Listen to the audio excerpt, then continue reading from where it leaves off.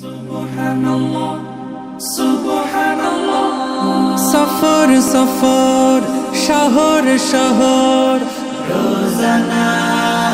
রোজানা সময় কখন কোথায় দাঁড়ায় অজানা অজানা জীবনের প্রতি পাঠে একা একা চলি পথে আর চলে আসমানি রঙে ডুবে অনুরাগে অনুভবে খুঁজে পাই সুবহানাল্লাহ ওয়ালহামদুলিল্লাহ ওয়ালা